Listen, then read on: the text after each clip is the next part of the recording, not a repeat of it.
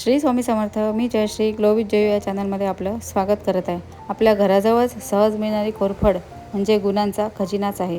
ही कोरफड फक्त चेहऱ्यासाठीच नाही तर पोटासाठी आणि आपल्या स्किनसाठी खूप फायदेशीर आहे.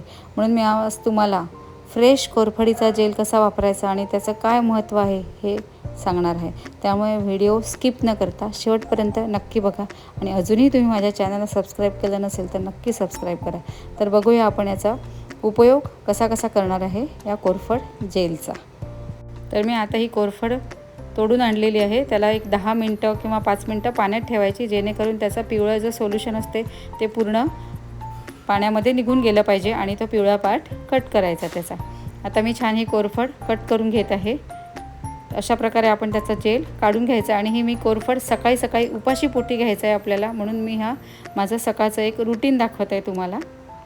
तर आपल्याला ही कोरफड पोटात घ्यायची आहे, तर त्याचा जेल कसा काढायचा हे मी तुम्हाला आता सांगत आहे. तर त्या कोरफडीचा जेलचे फायदे खूप आहेत. जर आपले डायजेशन सुधारण्यास मदत होते, त्याच्यानंतर पोटात जर आपल्या जळजळ किंवा ॲसिडिटी असेल तीसुद्धा कमी करते. नंतर आपल्या शरीराला हायड्रेट ठेवते.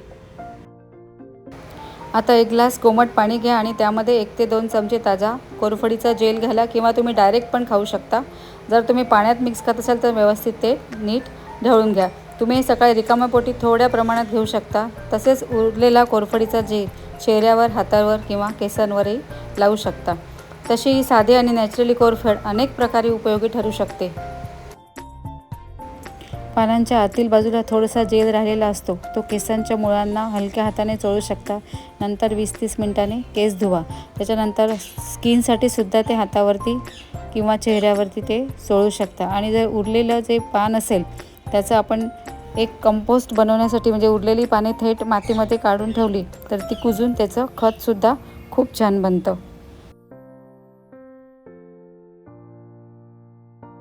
आणि हा जेल तुम्ही डोळ्याखाली त्वचेवर सुद्धा लावला तरी चालते, कारण डोळ्याला एक प्रकारचा आपल्याला छान थंडावा देतो.